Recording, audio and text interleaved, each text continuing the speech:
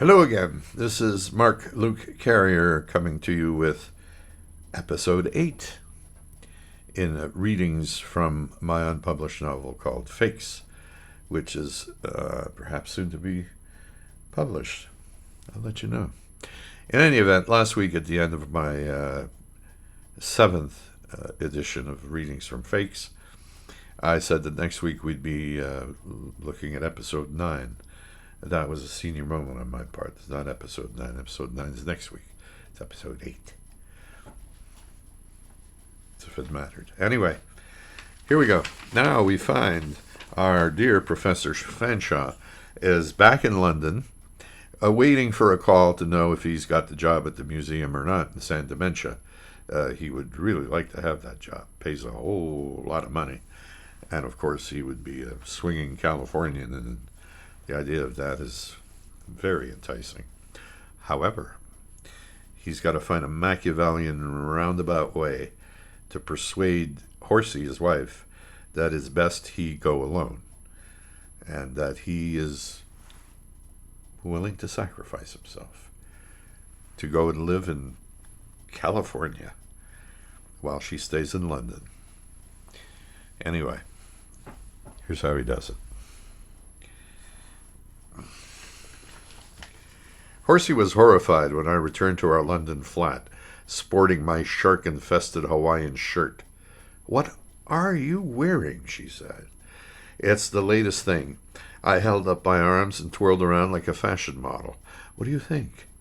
"It's hideous," she said. "It's worn by the best people from Honolulu to San Dementia." "Indeed," she said. "Looks like you've slept with a pizza." "I'll change it to something more what exactly?" I left the question unanswered. Showered and shaved, I donned a button-down blue shirt and beige dockers, sufficiently plain, one would think, to meet Horsey's exacting standards of blandness. Thus attired, I joined Horsey in the den for a drink. I'd spent most of the flight rehearsing what I would tell her about San Dementia, the Alger and Elizabeth Paddock's Museum of Art and Antiquities, and the job that I might be offered. Dr. Vane had promised to contact me within a week, one way or another. I had to walk a narrow line between feigned distaste and a mild measure of genuine enthusiasm. The object of the exercise was to persuade Horsey that California was every bit as bad as she'd suggested, but that the job might prove interesting. In the event they offered me the position, I would sacrifice myself and propose to move to California alone, a gallant gesture to avoid tearing Horsey away from her beloved Chelsea, the center of the universe, according to her, and her horses in her papa's Surrey stables. I felt quite magnanimous, sacrificing myself in such a manner, making a very noble gesture indeed. It was touching. My cue came soon enough. Within seconds of pouring 2 stiff whiskeys, she dropped into a leather club chair and said, "So how was California?" "Oh, every bit as bad as you'd predicted," I answered, almost draining my glass to lubricate the passage of outrageous falsehoods. Grinning morons, constantly repeating, "Have a nice day." Felt like strangling one of them. "Told you," she said, with a self-satisfied grin. "Land of uncouth Philistines," I said. "I've always thought so," she agreed. "Fat as well." "Fat?" "Obese." "Oh, I see what you mean, yes."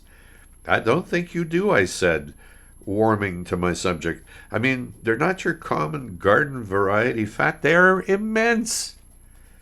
"It's all that horrible fast food they eat," she said. "Hamburgers and such like." "Great big bulbous arses a mile wide," I said. And I'll leave it there. I'll leave that image in your mind of great big bulbous arses a mile wide. And then next week, we'll pick up from there. And next week will indeed be episode 9, because, anyway. So, before we go, I just want to tell you about my book, the novel called Homing. It's the one that is published on the market right now. It's available at every Amazon outlet throughout the world. It's available in ebook, paperback, hardcover. You can get it in Kindle, Kobo, Nook for Barnes & Noble. It's also available at Barnes & Noble. It's available at Indigo in Canada in the Kobo format. It's available through Rakuten online in the Kobo format. And it's not very expensive. And I think it's very, very good. And sometimes the story is a little sad, and sometimes the story is quite funny. Very much like life itself, sometimes. Anyway, I'll let you go with that, and I'll say farewell to you, and see you next week.